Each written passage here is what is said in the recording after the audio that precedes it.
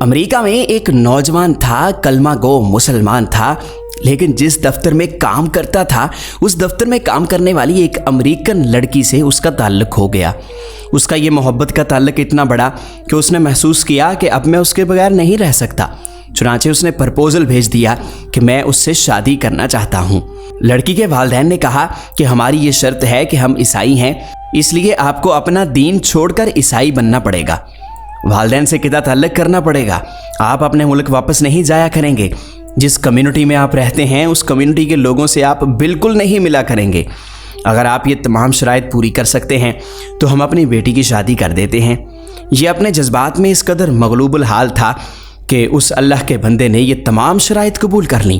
ماں باپ سے قطع تعلقی، عزیز و اقارب سے رشتہ ختم، ملک سے رشتہ ختم، جس کمیونٹی میں رہتا تھا وہاں آتا جاتا تھا وہاں سے رشتہ ختم، حتیٰ کہ اپنا مذہب چھوڑ کر عیسائی بن گیا اور عیسائیوں کے ماحول میں زندگی گزارنے لگ گیا۔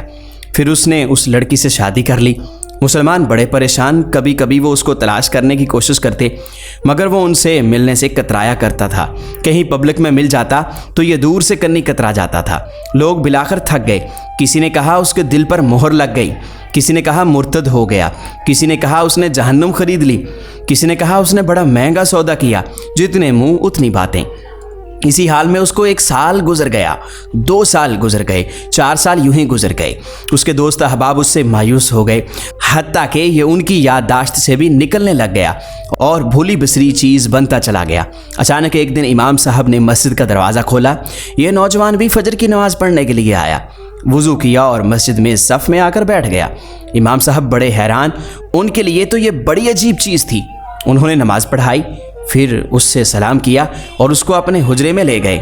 انہوں نے محبت پیار سے بٹھا کر ذرا پوچھا کہ آج بڑی مدت کے بعد آپ کی زیارت نصیب ہوئی۔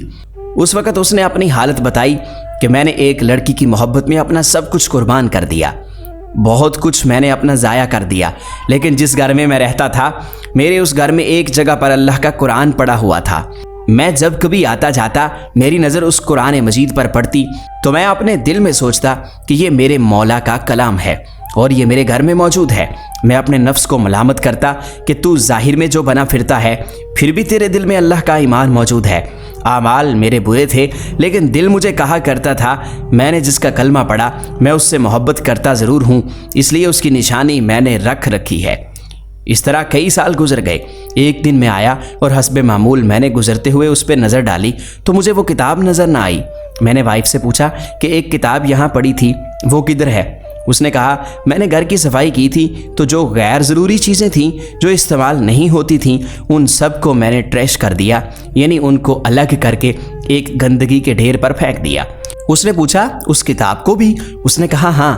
یہ نوجوان وہیں سے واپس گیا اور جا کر ٹریش کین سے وہ کتاب اٹھا لایا۔ جب لڑکی نے دیکھا کہ یہ بڑی سٹرونگ فیلنگ کا اظہار کر رہا ہے اس کتاب کے بارے میں تو وہ بھی محسوس کرنے لگی کہ آخر کیا وجہ ہے۔ اس نے کہا بس میں اس کتاب کو گھر میں رکھنا چاہتا ہوں۔ جب اس لڑکی نے کتاب کو دیکھا کہ عربی ہے تو اس نے سوچا کہ اس کا اس سے کوئی نہ کوئی تعلق ہے۔ وہ کہنے لگی دیکھو یا تو اس گھر میں یہ کتاب رہے گی یا پھر میں رہوں گی، تمہیں آج یہ فیصلہ کرنا ہوگا۔ جب اس لڑکی نے کہا تو میں نے اپنے دل سے پوچھا کہ تو نے نفس کی خواہشات کی تکمیل کے لیے جو کچھ کر لیا جو تجھے نہیں کرنا چاہیے تھا۔ آج تیرا رشتہ پروردگار سے ہمیشہ کے لیے ٹوٹ جائے گا۔ اب تو فیصلہ کر لے کہ تو اس لڑکی کو چاہتا ہے یا پھر اپنے پروردگار کو چاہتا ہے۔ جب میں نے اپنے دل میں سوچا تو دل نے آواز دی کہ نہیں، میں اپنے مولا سے کبھی نہیں کٹنا چاہتا ہوں۔ میں نے اس لڑکی کو طلاق دے دی۔ اب میں نے دوبارہ کلمہ پڑھا اور ہمیشہ کے لیے پکا مسلمان بن گیا ہوں۔ تو اتنا غافل مسلمان ہو کر بھی دل میں اللہ رب العزت کی محبت کا بیج موجود ہوتا ہے، لہٰذا ہمیں کسی کو فسق و فجور میں مبتلا دیکھ کر حقیر نہ سمجھنا چاہیے۔